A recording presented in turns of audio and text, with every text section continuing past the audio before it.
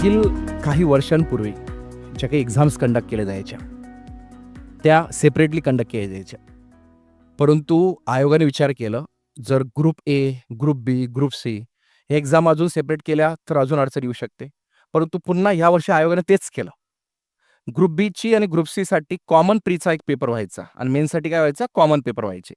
परंतु यावर्षी काय केलं, 2 फेब्रुवारी 2024ला जी एक्झाम झाली, जी कुठली होती, पेंडिंग होती 2024ची, ती ग्रुप बीची कंडक्ट केली आणि ग्रुप सीची जी एक्झाम होती ती होणार होती 5 मेला, ती आता कंडक्ट होणार आहे 1 जूनला. म्हणजे सिंपल आहे की तुम्हाला ग्रुप बीची आणि ग्रुप सीची सेपरेट एक्झाम देता येईल. याचा बेनिफिट काय ते सांगतो. अनफॉर्च्युनेटली ग्रुप बीला नाही झालं तर कुठे होऊ शकतो, ग्रुप सीला. हा एक त्याचा बेनिफिट असणार आहे तुम्हाला. दुसरी गोष्ट एक महत्त्वाची असते, कुठे ना कुठे या दोघांमध्ये गॅप पण असतो आणि जे विद्यार्थ्यांचा क्लिनिकल फोकस असतो, क्लिनिकल इन द सेन्स काय, ज्यांचा टायपिंग झालंय ऑब्व्हियसली 30-40, तर त्या 5 याच्यामध्ये पण तुम्हाला ती एक्झाम देता येते आणि याच्यात पण 5 मध्ये देता येते. म्हणजे एक टॅक्स असिस्टंटची पोस्ट असते, त्याच्यासाठी तुम्हाला टायपिंग आहे. इकडे एम-पी-एस-सी क्लर्क आहे, त्यासाठी टायपिंग आहे. म्हणून ते बेनिफिशियल असतं. हे आपण सर्व आजच्या आपल्या ह्या सेशनमध्ये स्टेप बाय स्टेप पाहणार आहोत. तत्पूर्वी नेमकं तुम्ही ह्या फील्डमध्ये येतायत, पण ते नेमकं का? गव्हर्नमेंट जॉबच का? प्रायव्हेट का नाही? पहिले त्याचा आपण डिफरन्स पाहणार आहोत. एकदाचा तो डिफरन्स माहीत पडला, त्याची थोडी व्हॅल्यू माहीत पडली तुम्हाला, तर मग अजून इंटरेस्ट येईल तुम्हाला या फील्डमध्ये यायला. नंतर मी तुम्हाला आजच्या सेशनमध्ये मागील 2023, 2022, 2021 चे कट ऑफ एक्सप्लेन करणार आहे. 2024 ची जी आता मोठी ॲड आली होती, त्याच्या व्हॅकन्सी किती आल्या होत्या ते पण एक्सप्लेन करणार आहे. नंतर स्टार्टिंगलाच government job versus private job आपण पाहणार आहोत. नंतर मग पूर्ण प्रीचा सिलेबस काय असतो, मेन्सचा काय असतो, कशा पद्धतीने आपल्याला त्याला टॅकल करायचं असतं. निगेटिव्ह मार्किंग सिस्टम काय असते, आयोगाचं जे वेबसाईट आहे, जिथून आपल्याला फॉर्म फिलअप करायचा असतो, ते काय असतं, या सर्व ए टू झेड गोष्टी आज आपण स्टेप बाय स्टेप पाहणार आहोत. सो आय होप सर्वजण रेडी आहेत? Okay, good. चलो, लेट्स स्टार्ट. नोटबुक बी सोबत ओपन ठेवा. काही गोष्टी ज्या तुम्हाला नोट डाउन करायच्या त्या नोट डाउन करा. ज्या गोष्टी लक्षात ठेवायच्या त्या लक्षात ठेवा. ओके? सो मला एक सांगा, आपल्या पूर्ण भारतातील सर्वात हायेस्ट एक्झाम कुठली आहे? हायेस्ट एक्झाम ऑब्व्हियसली कुठली आहे? यू-पी-एस-सी. तुमच्या समोर आहे. दिसलं?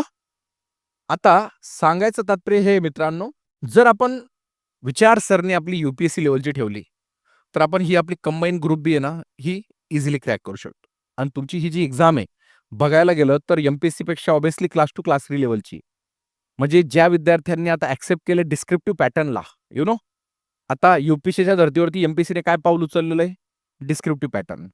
जर ते विद्यार्थी कमीत कमी जर तुम्ही विचार केला, त्यांची प्री एक्झाम असणार आहे, त्यांची प्री एक्झाम असणार आहे टोटल किती मार्काची माहिती आहे तुम्हाला? 400. त्यांची मेन्स असणार आहे टोटल लँग्वेजचे पाहिले तर 600 आणि रायटिंगचे पाहिले म्हणजे जसं आन्सर रायटिंग अँड ऑल जी-एस वगैरे पाहिले तर ते त्यांचे 1750 आणि इंटरव्ह्यू पाहिली तर ती आहे टोटल 275. कॅल्क्युलेशन करा, लक्षात येऊन जाईल तुम्हाला की यू-पी-एस-सी आणि एम-पी-एस-सी एक्झाम किती मार्काला असते. पहिले ते समजून घ्या. मग तुम्हाला मी तुमची कंबाईनची व्हॅल्यू दाखवेल.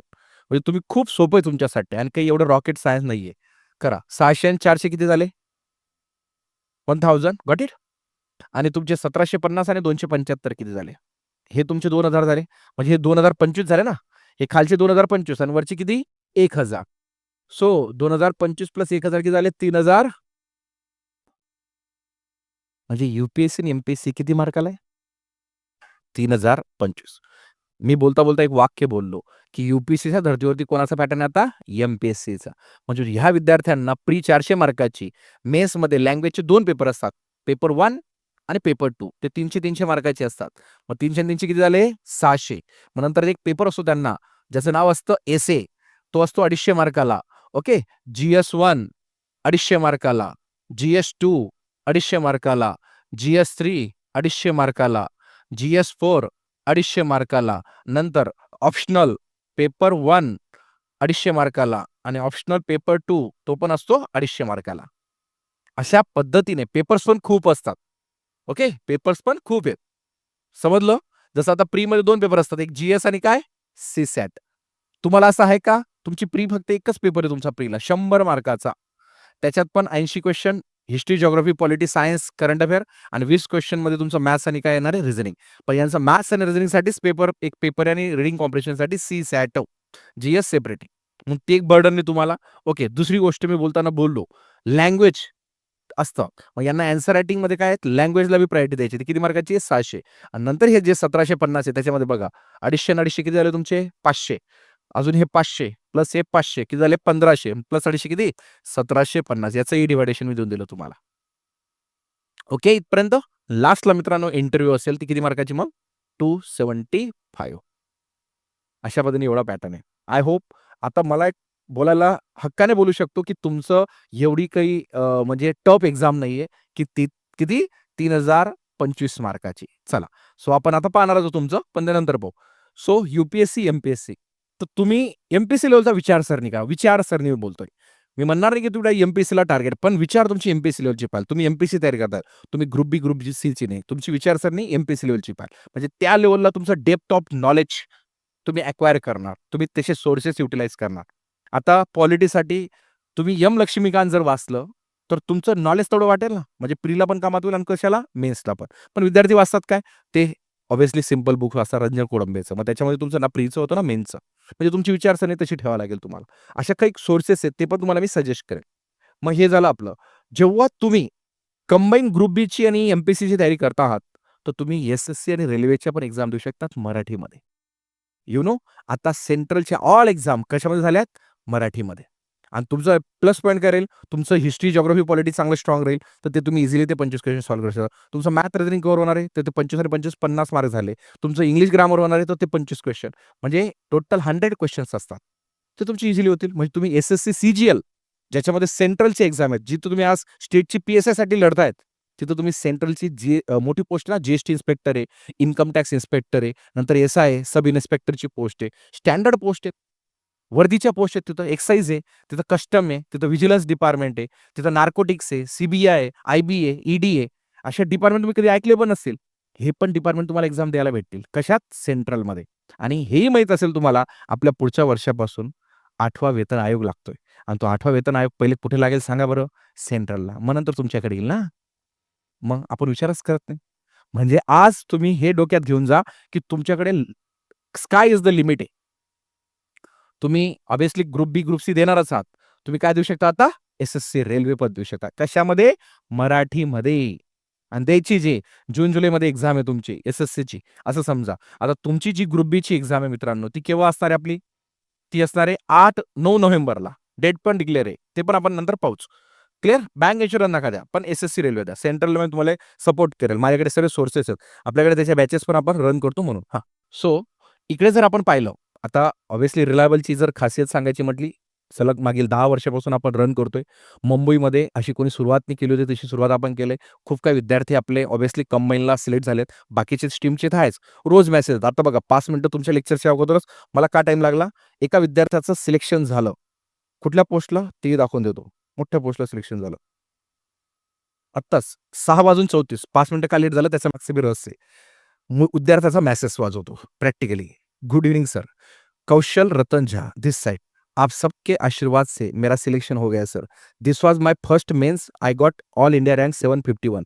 एक्साइज इन्स्पेक्टर की पोस्ट मिली आहे सर. एक्साइज इन्स्पेक्टर कमी नका समजा. सेंट्रलची पोस्ट आहे. बोलता बोलता बोलू नाही का? सेंट्रलच्या एक्झामवरून कधी विचारत नाही. बघा. ओके. त्याला कॉंग्रॅच्युलेशन केलं. मित्रांनो, हे रोज आहे आमच्यासाठी कॉमन झालेलं आहे. आता पण एक पोस्टल डिपार्टमेंटला लागला, इन्कम टॅक्स डिपार्टमेंटला लागले, आपले कंबाईनचे तर चालूच असतात. ओके. सांगायचं तात्पर्य त्याची की तुम्ही पण ह्या सर्व एक्झाम्सला बघत चला. ठीक आहे. सो खूप काही आहेत या गोष्टी. आपल्या इव्हेंट्स वगैरे चालू असतात. आज मी तुम्हाला जसं आपण ऑब्व्हियसली तुम्ही कंबाईनची तयारी करताय, पण तुम्ही टॉप 50 प्लस एक्झाम्स देऊ शकतात. टॉप 52 प्लस म्हणू शकतात.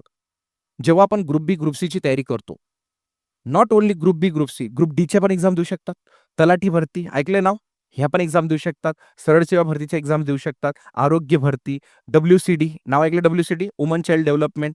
ओके. ह्या अशा पण व्हरायटी ऑफ एक्झाम्स आहेत. त्या अनुभव म्हणून द्यायचा, एक्सपिरियन्स म्हणून द्यायचा. जॉइन करायचं कंपल्सरी नाही. आपलं जे टार्गेट आहे, आपली जी ड्रीम आहे, ती राहील ग्रुप बी, ग्रुप सी. बाकी या फॉर्मॅलिटी म्हणून द्यायचा. एक कॉन्फिडन्स लेव्हल बिल्डअप होते. जेव्हा तुम्ही पी-एस-आयच्या इंटरव्ह्यूला जाणार, तुम्ही सांगू शकता हक्काने, "सर, मी ह्या पण एक्झाम क्रॅक केला, पण मी जॉइन नाही केलं." का? माझं स्वप्न हे आहे. मला ह्या एक्झामला जॉइन करायचंय. ओके. हे तुम्ही आपल्या काय एका कॉन्फिडन्सने बोलू शकता. हा तुम्हाला हां, इकडे बसून इकडे. तर हे कॉन्फिडन्सने तुम्ही बोलू शकता. मला काय बोलायचं समजलं सर्वांना? येस. ते ठीक आहे. सो माझं इंट्रोडक्शन मी देऊन देतो. As a Sandeep Patil. Director of reliable academy. माझं एम-एस-सी बायोटेक झालं बंगलोर युनिव्हर्सिटीमधून आणि दर महिन्याला आपलं एक मासिक येतं ए टू झेड करंट अफेअरचं, जे द ऑफिसर टाइम नावाचं. करंट अफेअरचं टेन्शनच नाही घ्यायचं. आपलं WhatsApp चॅनल मी तुम्हाला प्रोव्हाईड करेल. ज्याच्यावर डेली 15-10 करंट अफेअर येतात. टेलिग्रामला पण येतात आणि दर महिन्याचं पूर्ण महिन्याचं करंट अफेअरचं मी तुम्हाला क्रंचेस भेटते. म्हणून तो एक तुमचा विषय संपून जाईल. ओके. आता 10 वर्षापासून या फील्डमध्ये खूप काही एक्सपिरियन्स आलाय. आम्ही यू-पी-एस-सीच्या स्टुडंटला पण शिकवतो, एम-पी-एससीच्या स्टुडंटला पण शिकवतो. तर प्रत्येक स्टुडंटची मॅच्युरिटी समजलेली आहे. जसं आता बघा हे सेंट्रलचं मी बोललो, ह्या सर्व विद्यार्थ्यांच्या टचमध्ये असतो. म्हणून प्रत्येक बॅचमधून आम्हाला काहीतरी शिकायला भेटतं. प्रत्येकाचं डिसिप्लिन, प्रत्येकाची जी क्युरिओसिटी, प्रत्येक विद्यार्थ्याचं, प्रत्येक पॅरेंट्ससोबत आम्ही भेटतो. तर ह्या सर्व इंटरॅक्शनवर जो एक्सपिरियन्स आहे ना 10 वर्षाचा, तो खूप आहे. मग त्याच्यामुळे आम्ही हक्काने तुम्हाला काहीतरी बोलणार, रागवणार पण तुम्हाला, तुमच्याकडनं करून पण घेणार, तुम्हाला ॲन्सरेबल पण ठेवणार. तेव्हा आपल्याला रिझल्ट भेटणार आहे. कारण की आम्ही नाही बोलणार, आमचा एक्सपिरियन्स बोलेल. आम्ही हे पण पाहिलंय, खूप काही बॅचेस आहेत. काही स्टुडंट आता पण कुठे ना कुठे प्रायव्हेटमध्ये काम करतायत. त्यांनी जर तो त्यांच्या बॅचचा जो काही त्यांनी कोर्स जॉइन केला होता, तो जर सीरियस घेतला असता तर आज कुठेतरी सिलेक्टेड. त्यांच्या बॅचमधले काही विद्यार्थी सिलेक्टेड आहेत, पण काही सिलेक्टेड नाही. का? त्यांनी बॅचमध्ये येताना काहीतरी टाईमपास केला असेल, काही गोष्टींना इम्प्लिमेंट नाही केलं, काही एक्झिक्यूट नाही केलं, म्हणून आज त्यांना ते भोगावं लागतंय. तर तुमचा आज पहिला दिवस आहे, तर आजच ठाम करायचंय, आजच तुम्हाला निश्चय घ्यायचा की आज प्रॉमिस करायचं स्वतःसोबत, की जे काही आहे माझ्यामध्ये पोटेन्शियल कॅलिबर ते पूर्ण झोकून द्यायचंय. हे 6 महिने तुमच्या आयुष्याचे वेगळे असतील. कारण की लहानपणाचे 5 वर्ष, जन्माला आल्यानंतरचे, चालणं-बोलणं शिकतो आपण आणि फर्स्ट स्टँडर्डपासून तर 15th स्टँडर्ड 15 वर्ष, हे पण आपण शिकतो. म्हणजे 5 आणि 15 किती झाले? 20 वर्ष आयुष्याचे आपण फक्त शिकतो. आणि या 15 मध्ये जे 15 आहे त्याच्यामध्ये 3 वर्ष ग्रॅज्युएशनचं सर्टिफिकेट भेटतं तुम्हाला आणि त्या सर्टिफिकेटची काय व्हॅल्यू तुम्हालाही माहिती आहे. 10 आणि 15,000 शिवाय कोणी जॉब ऑफर नाही करणार तुम्हाला. मग जर 20 वर्ष आयुष्याची आपण शिक्षणामध्ये घातलेत, करिअरसाठी 1 वर्ष द्या. म्हणजे 8 नोव्हेंबरची एक्झाम आपली क्रॅकच व्हायला पाहिजे. 9 नोव्हेंबरची एक्झाम आपली क्रॅकच व्हायला पाहिजे. यासाठी पूर्ण जी-जान जे काही लागेल ते पूर्ण लावून टाका. पळा लावून टाका. जॉब असेल तर कुठे ना कुठे त्याला मॅनेज करा. साइड बाय साइड जॉब करा, पार्ट टाईम करा. परंतु याला पूर्ण डेडिकेट करा. कारण की ह्या वर्षाची ही एक्झाम हातातनं गेली, तर ती पुढच्या वर्षी येईल. म्हणून असं समजा तुम्ही ह्या एक्झामसाठी एलिजिबल आहेत. ह्या एक्झामला टार्गेट करायचं आहे आपल्याला. ठीक आहे? रेडी आहेत सर्वजण? चलो. आता नाव टाका government job versus private job. आता एका साइडला टाका सेंट्रल गव्हर्नमेंट जॉब आणि एका साइडला टाका state government job. Central government job आणि काय स्टेट गव्हर्नमेंट जॉब. सेंट्रलमध्ये लिहा यू-पी-एस-सी, एस-एस-सी, रेल्वे आणि डिफेन्स. सेंट्रलमध्ये नेमकं कुठल्या एक्झाम्स येतात हेही तुम्हाला माहीत पाहिजे. यू-पी-एस-सी, एस-एस-सी, रेल्वे आणि काय डिफेन्स. स्टेट गव्हर्नमेंट जॉबमध्ये काय येतं? एम-पी-एस-सी आणि काय banking. Clear? Very good. So जर मी तुम्हाला विचारलं, की नेमकं गव्हर्नमेंट जॉबमध्ये असं काय आहे, जे प्रायव्हेटमध्ये नाहीये? तुम्ही का इकडे आले? तर काय आन्सर देणार त्याचं? काय गव्हर्नमेंटमध्ये जे तुम्हाला भेटणार आहे?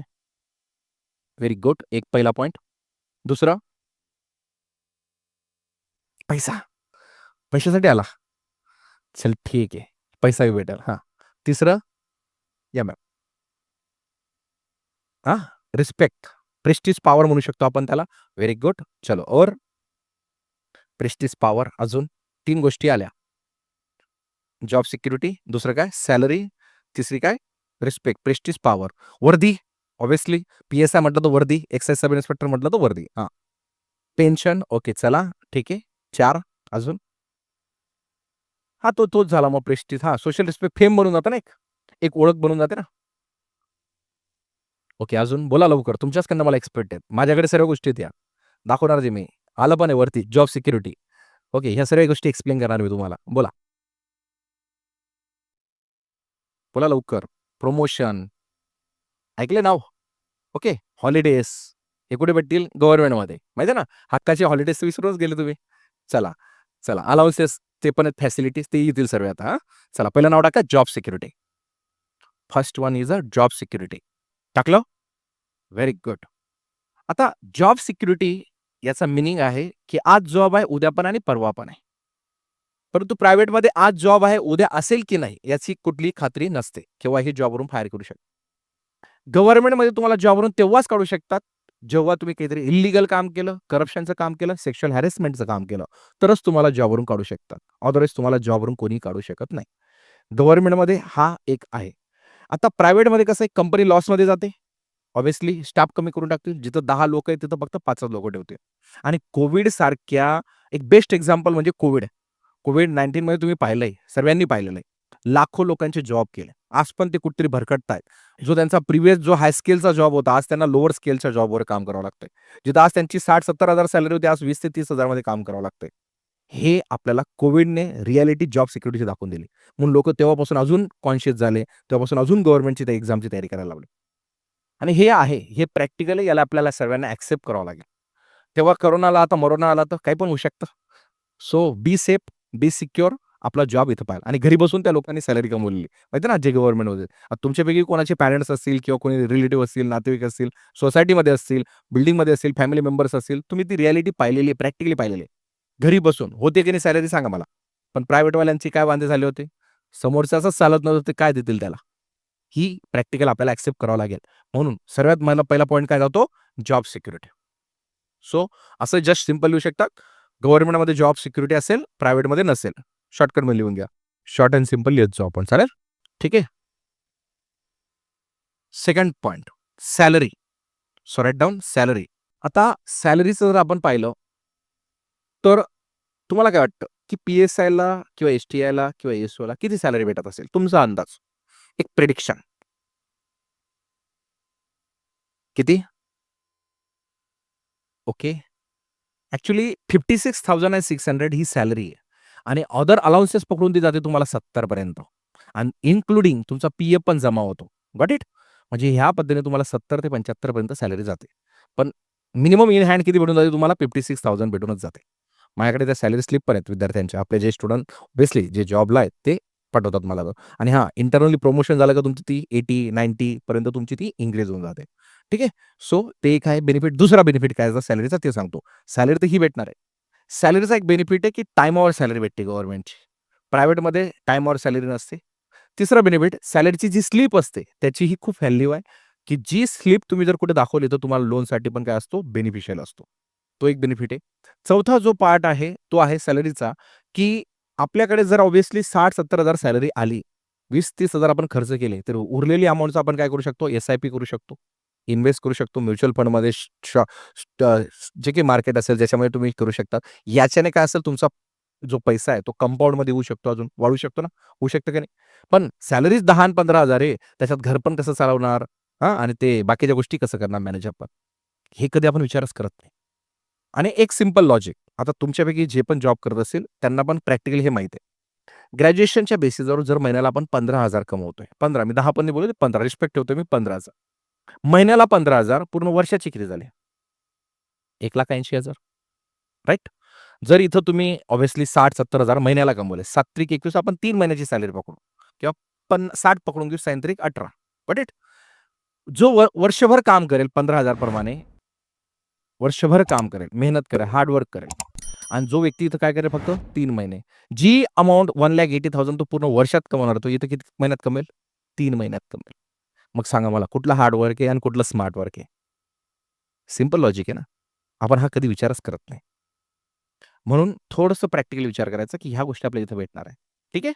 चला सॅलरीचा चांगला पिक्चर क्लिअर झाला मग आता. जसं सॅलरी मोठी अमाउंट नाहीये, पण त्याच्या किती बेनिफिट्स आहेत, त्याचे प्रॉस काय आहेत, कॉन्स काय आहेत, ते पण मी तुम्हाला एक्सप्लेन केले. ठीक आहे? म्हणजे एस-आय-पी पासून तर तुमची ती इन्व्हेस्टमेंट पासून सर्व. काही ना काही गोल्ड लोन घेतलं, होम म्हणजे घेतलं, काहीतरी इन्व्हेस्टमेंट केली, तर तो कुठे ना कुठे तुमचा होईल. आज तुम्हाला माहिती आहे गोल्डचे रेट काय झालेत? जो 5,000-6,000 होता, आज कुठे गेले? 8,300 च्या वरती चालू आहेत रेट आय थिंक आजचे रेट होते. सो विचार करा ना. हे तुम्ही एक स्वतःचे तेव्हा जो बॅलन्स राहील तो कुठे ना कुठे फ्युचरमध्ये यूज करू शकतात ना. ह्या गोष्टी तुम्हाला सॅलरी चांगली असली तर करू शकतात, नाहीतर नाही. चला तिसरा पॉइंट लिहा. हां, मग लिहा सॅलरीमध्ये एक पॉइंट की maximum salary in government. We can invest म्हणजे आपण काहीतरी इन्व्हेस्टमेंट करू शकतो. आपण इन्व्हेस्टमेंट करू शकतो. हा वर्ड तुमच्या नोटबुकमध्ये राहू द्या. म्हणजे केव्हा पण असं तुम्ही फ्रस्ट्रेशनमध्ये आले, हां, टेन्शनमध्ये आले, तर मग हां, आपला पैसा येणार आहे. ओके. असं आहे. तिसरं घ्या प्रमोशन. आता नेमकं प्रमोशन काय असतं? जर तुम्ही ॲज अ पी-एस-आय बनले, हां, लिहा पी-एस-आय. प्रमोशनचं सांगतो. पी-एस-आय डॅश करून घ्या. म्हणजे असं एरो करून घ्या. पी-एस-आय काय बनेल? काय बनेल तो? ए-पी-आय. ए-पी-आय नाव टाका. ए-पी-आय. येस, ए-पी-आय. असिस्टंट पोलिस इन्स्पेक्टर आणि नंतर डॅश करून घ्या पुढे एरो करून पी-आय. नंतर काय बनेल तो? पी-आय. Direct P-I. पोलीस वेळ. कधीही पी-एस-आय डायरेक्ट पी-आय नाही बनत हां. काय बनतो तो पहिले? ए-पी-आय बनतो. नंतर मग पी-आय बनतो. क्लिअर? हे ऑप्शन असतात. आता एस-टी-आय बद्दल लिहा. STI. Okay. State tax inspector, not a sales tax. आता STIला काय म्हणतात? State tax. जेव्हापासून GST आला तो काय झाला आता? State tax inspector. मग हा जो STI आहे, हा ऑब्व्हियसली काय बनतो? STO लेव्हलला जातो. कुठल्या लेव्हलला जातो? ASTO करा. ASTO, assistant state tax officer. मग नंतर काय बनतो? STO, state tax officer. म्हणजे हे प्रमोशनचे चान्सेस असतात. आता ASO नाव टाका. ASO. ASO. What is ASO? Assistant section officer. काय बनेल तो? SO. So right down SO, section officer. मी काय बोलतोय समजतंय सर्वांना? हे असे एक्झाम्पल देतोय. हे प्रमोशनचे चान्सेस. सेम क्लेरिकल लेव्हलला आहे, सेम दुय्यम निबंधकला आहे, सेम मुद्रांक निरीक्षकला आहे, सब सेम इन्स्पेक्टरला आहे, इंडस्ट्री इन्स्पेक्टरला आहे. सर्वांना हे प्रमोशनचे चान्सेस असतील तुम्हाला. क्लिअर? सो हे आणि हां, सिंपल आहे. प्रमोशन फक्त नावाने डिजिग्नेशन नाही होणार. सॅलरी पण वाढेल ना. जी आज सॅलरी PSIला भेटली तीच APIला देतील का तुम्हाला? ऑब्व्हियसली ती इन्क्रीज होईल ना. हे प्रमोशनचे चान्सेस असतात गव्हर्नमेंटमध्ये. हां, हे मंत्रालयामध्ये असतात. हां, एसओ नंतर मग त्यांना ऑब्व्हियसली थोडं त्या सेक्शनमध्ये जे काही मंत्रालयामध्ये असेल, थोडंसं वरचं डेझिग्नेशन भेटू शकतं त्यांना. म्हणजे त्या डिपार्टमेंटचं भेटू शकतं त्यांना. ऑब्व्हियसली तिथे बी चान्सेस असतात त्यांना. हो, जाऊ शकतात. पण डायरेक्ट त्या मेन याला नाही जाणार.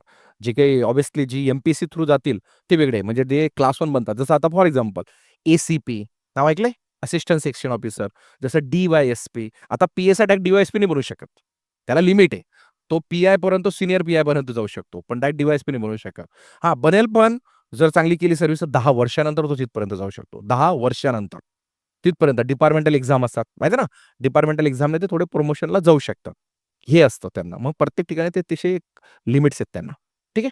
म्हणून त्यांना क्लास 1 एक्झाम देणं मॅन्डेटरी असतं. चला, सर्वात पहिले काय पाहिलं आपण? Job security. सेकंड काय पाहिलं? सॅलरी. तिसरं काय पाहिलं? प्रमोशन. रेडी आहेत? हां. नेक्स्ट टाका तुमचे आवडते holidays. Public and national holidays. Okay, चला आता हॉलिडेजमध्ये जर पाहिलं आपण, तर तुम्हाला माहिती आहे, की नेमकं याच्यात एक चान्सेस असतात, की जर महिन्यामधले 5 संडे आहेत, ऑब्व्हियसली सुट्टी राहीलच. सेकंड आणि फोर्थ सॅटर्डे पण आता सुट्टी असते, जे काही आपल्या STIमधले आहेत. PSIवाल्यांना थोडे कमी असतं, जे इथे सांगून देतो. PSI ऑब्व्हियसली वर्दीवाले लोक आहेत. त्यांना ड्युटी करावी लागते. पण जे मंत्रालयामध्ये आहेत किंवा जे ऑब्व्हियसली कुठे GSTमध्ये असतील किंवा इन्कम टॅक्स ऑफिसमध्ये असतील, यांना सेकंड आणि फोर्थ सॅटर्डेज फिक्स सुट्टी असते डायरेक्ट. फिक्स आहे. तो एक त्यांना बेनिफिट मिळून जातो. म्हणजे जर महिन्याचं कॅल्क्युलेशन केलं, कमीत कमी 5 आणि 2 किती झाले 7 आणि आता जसा हा महिना आहे, धुलिवंदन सुट्टी आहे फॉर एक्झाम्पल किंवा मग आता आपला गुढीपाडवा आहे त्याची सुट्टी आहे. म्हणजे 9 ते 10 दिवस ही गव्हर्नमेंट ऑफिसरला सुट्टी भेटते म्हणजे भेटते. हक्काने भेटते. हा एक बेनिफिट असतो. पण प्रायव्हेटमध्ये तसं चान्सेस नसतात. क्लिअर? चलो नेक्स्ट. हां, म्हणजे हॉलिडेजमध्ये लिहा मॅक्सिमम हॉलिडेज इन गव्हर्नमेंट असं लिहा. Maximum holidays in government as compared to private. जास्तीत जास्त सुट्ट्या असतात प्रायव्हेटपेक्षा. एवढं लिहिलं तरी चालेल मराठीमध्ये शॉर्टकट. जास्तीत जास्त सुट्ट्या असतात. प्रायव्हेटमध्ये तुम्हाला फक्त हक्काचे 4 संडे भेटतील किंवा 5 संडे भेटतील बस. बाकीच्या किंवा ज्या रेग्युलर त्याच्यामध्ये तुम्हाला बोलावलं जातं. क्लिअर? हां, नेक्स्ट टाका. Better work life balance. याचा मीनिंग काय झाला, की जी काही लाईफ आहे तुमची, ती कुठे ना कुठे तुमची काय असेल, बॅलन्स असेल. ओके. मग बॅलन्स म्हणजे नेमकं काय? याच्यात तुम्हाला एक फायदा असतो, की जो टायमिंग असतो तुमचा जॉबचा, तो काय असतो? फिक्स असतो. प्रायव्हेटमध्ये जाण्याचा टाईम फिक्स असतो, पण येण्याचा टाईम फिक्स असतो का? नाही. ते ऑब्व्हियसली केव्हाही काय करू शकतात? थांबवू शकतात. 8-8, 9-9 वाजेपर्यंत तुमचं काय होऊ शकतं? एक्स्ट्रा ड्युटी लागू शकते. पण गव्हर्नमेंटमध्ये ऑब्व्हियसली जर इमर्जन्सी कामाला कुठलीतरी फाईल आहे, तर थोडंफार अर्धा 1 तास होऊ शकतं. कारण की तिथला जो वॉचमन आहे ना, त्याला पण जायची घाई असते. आणि तो पण गव्हर्नमेंट ऑफिसर आहे. तो पण सिलेक्टेड झालेला आहे. मग इथं तुम्हाला हा एक बेनिफिट असणार आहे. कुठे-कुठे बॅलन्स राहील लाईफ. कुठेतरी तुम्हाला सिक लीव्ह भेटतात, तुम्हाला मेडिकल लीव्ह भेटतात.